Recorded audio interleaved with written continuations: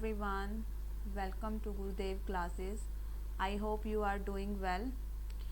And we have completed our chapter number first, and today we will start chapter 2, and this is the chapter name Collection of Data. Let's start. Source of data. There are two source of data.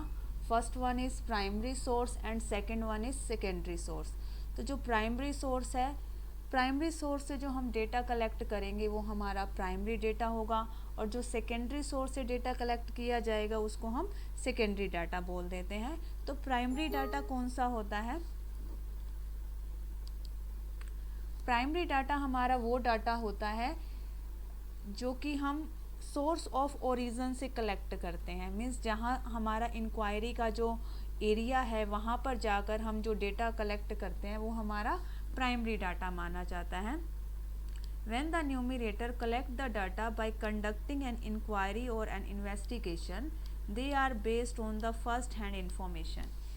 Means जो हमारा numerator है या जो हमारा investigator है वो क्या करता है, डेटा को उसके ओरिजिनल सोर्स से कलेक्ट करता है. जहाँ इन्वेस्टिगेशन करनी है वहाँ जाकर कलेक्ट करता है, और ये जो इन्फॉर्मेशन होती है ये फर्स्ट हैंड इन्फॉर्मेशन होते हैं, यानी कि ये पहली बार इकट्ठे किए जा रहे होते हैं according to the nature of the investigation.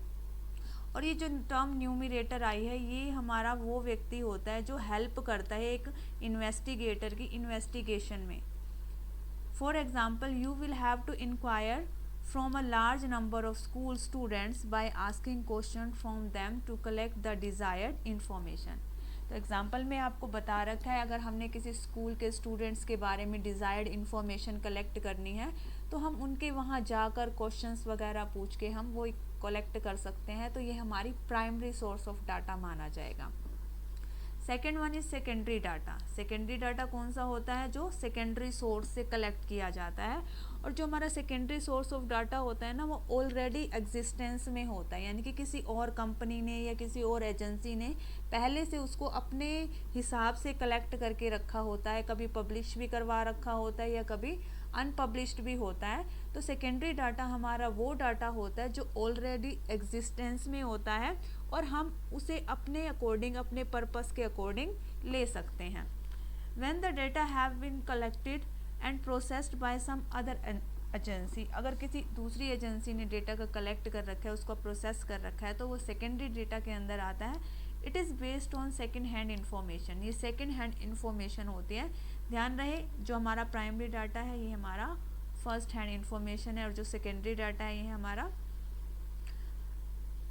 Second hand information है. For example, information obtained from publish sources such as government reports and newspaper.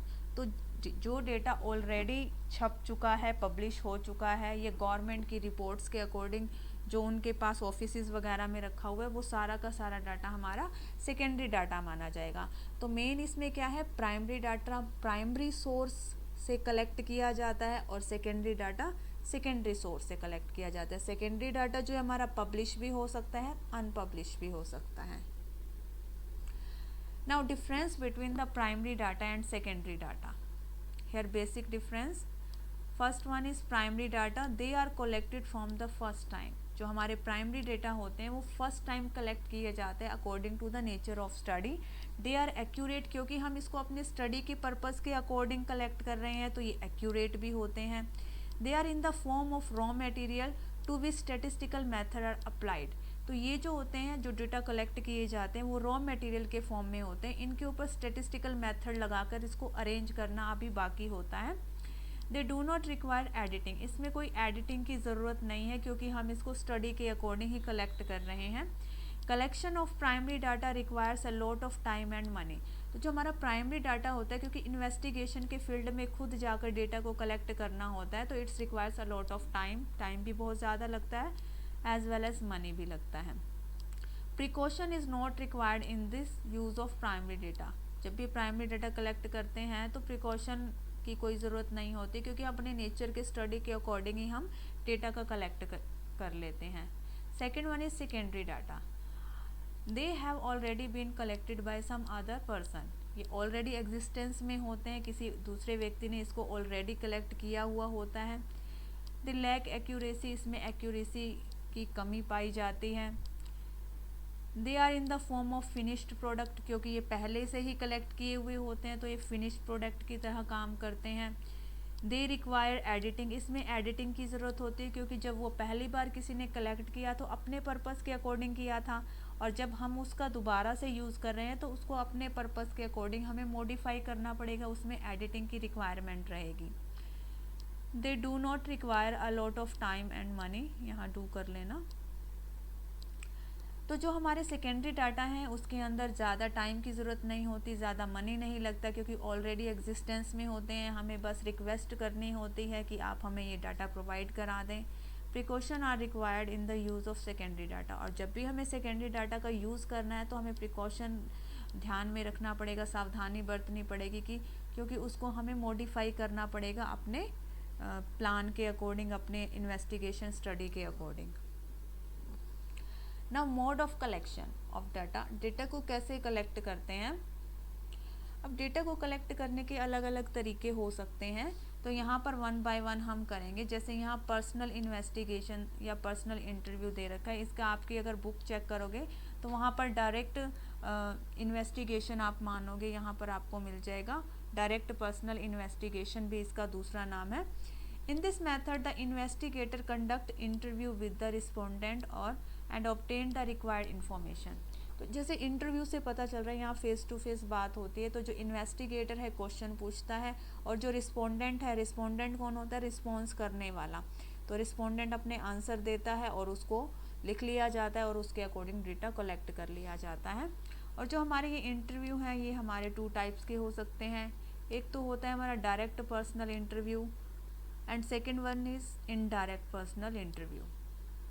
तो हमारा जो डायरेक्ट पर्सनल इंटरव्यू है, investigator conduct face to face interview with the respondent.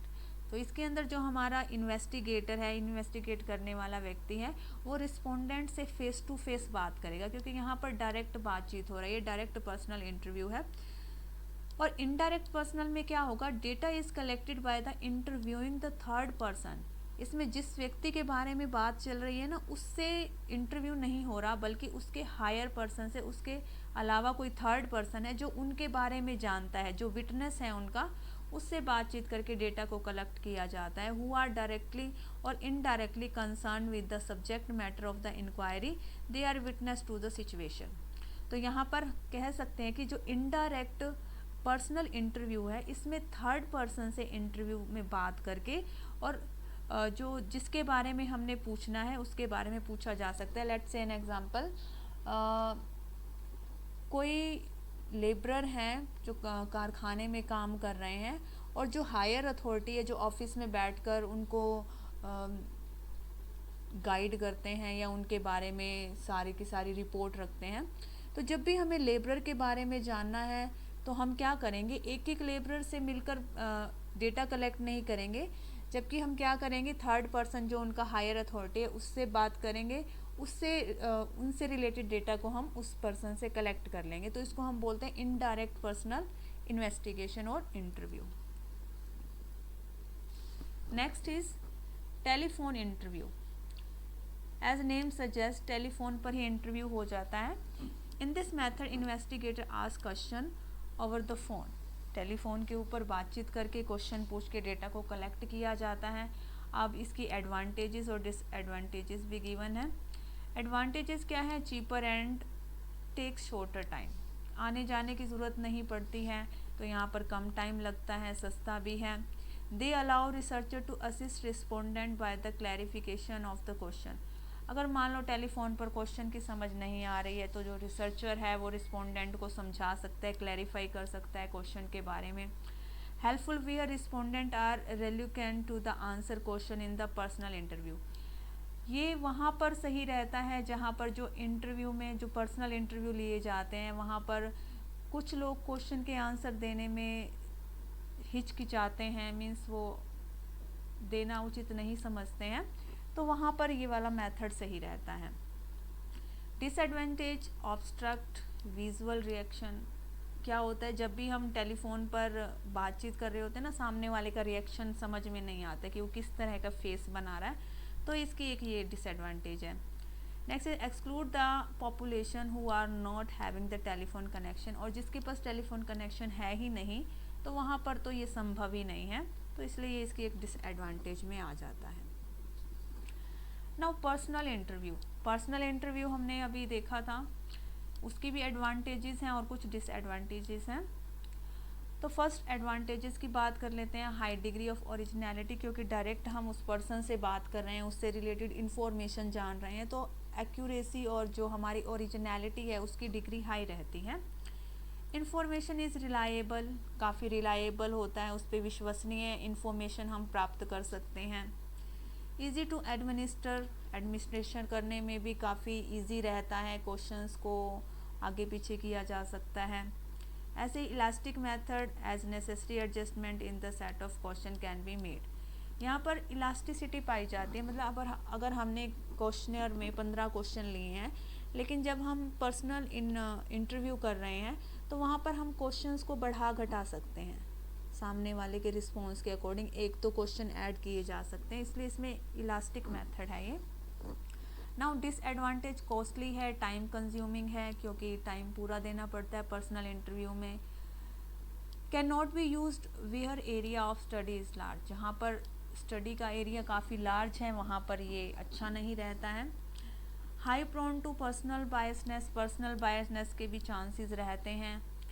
It requires that the investigator is skilled and trained, तो यहाँ पर जो भी personal interview लेता है ना उसका ट्रेंड होना और स्किल्ड पर्सन होना ज़रूरी है। Now information through questionnaire and schedules, अब जब भी हम डेटा कलेक्ट करते हैं या इन्फॉर्मेशन कलेक्ट करते हैं तो उसी में ही एक मेथड आ जाता है, क्वेश्चनियर के थ्रू हम डेटा का कलेक्ट कर सकते हैं। अब क्वेश्चनियर क्या होता है, एज नेम सजेस्ट, क्वेश्चनियर में ना बहुत सारे क्वेश्चन होते हैं, बहुत सारे इन सेंस जो हमारे इन्वेस्टिगेशन के स्टडी के लिए ज़रूरी हैं वो क्वेश्चन रखे जाते हैं।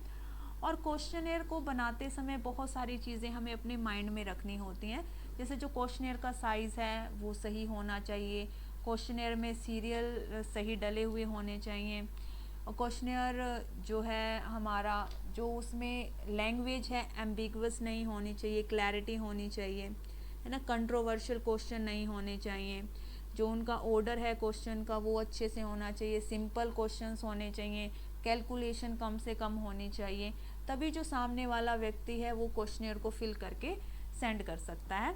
तो यहाँ पर स्टडी करते हैं the most common type of instrument used in the survey for the collection of primary data. तो जो प्राइमरी डाटा के कलेक्शन के लिए जो हम मोस्ट कॉमन टाइप यूज़ करते हैं वो क्वेश्चनियर ही होता है। While preparing the same, the following points are kept in mind. कुछ पॉइंट्स को हमें माइंड में रखना है। It should not be too long, ज़्यादा लंबी नहीं होनी चाहिए क्योंकि देख के डर जाते हैं भरने वाले कि इतने क्वेश्चन पूछ लिए हैं। The series of question should move from general to specific, पहले जर्नल से क्वेश्चन होने चाहिए उसके बाद स्पेसिफिक क्वेश्चन पे आना चाहिए। Question should be precise and clear, question precise होना चाहिए, क्लियर होना चाहिए। And question should not be ambiguous, ambiguous नहीं होना चाहिए, एम्बिगविटी नहीं होनी चाहिए, अस्पष्टता नहीं होनी चाहिए, क्लियर कट क्वेश्चन होने चाहिए जो सामने वाले को अच्छे से समझ में आ जाए। So here two ways of collecting data on the basis of questionnaire, जो हमारा क्वेश्चनियर है ना उसके बेस पे हम दो तरीके से डेटा को कलेक्ट कर सकते हैं। क्वेश्चनियर हमने बना लिया तो उस क्वेश्चनियर को या तो हम मेल कर देंगे जिसको हम बोलते हैं मेलिंग मेथड, जो 20, 50, 100 जिनको भी हमने मेल करना है ईमेल आईडी ली और उनको मेल कर दिया और उनको रिक्वेस्ट करते हैं कि मेलिंग मेथड के थ्रू आप इस को फिल करके हमारे पास सेंड कर दीजिए और हम आपकी जो डिटेल्स हैं उसको कॉन्फिडेंशियल रखेंगे, आपका थैंक यू करेंगे, तो नीचे थैंकफुल के लिए एक टैग भी लगा देते हैं। Next one is numerator method. अब न्यूमिरेटर क्या, मैंने पहले भी बताया, न्यूमिरेटर एक वो पर्सन होता है जो इन्वेस्टिगेटर की हेल्प करता है इन्वेस्टिगेशन में।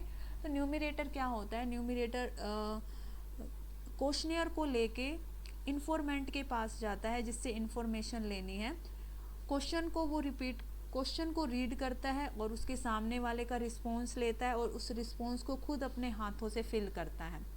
यानी कि जब भी न्यूमिरेटर है ना, तो न्यूमिरेटर मेथड में ये चीज़ ध्यान रखनी है कि जो न्यूमिरेटर है वो स्किल्ड होना चाहिए, जिस फील्ड में जा रहा है उस फील्ड की नॉलेज होनी चाहिए, उस फील्ड की लैंग्वेज उसको आनी चाहिए। ऐसा नहीं है कि वो इंग्लिश में बोले जा रहा है और सामने वाले को इंग्लिश समझ में ही नहीं आती है, तो हाई डिग्री ऑफ स्किल्स की रिक्वायरमेंट होती है न्यूमिरेटर मेथड में। If having any doubt, please let me know by putting comment in comment section. I will sort your queries. Thank you. Keep learning.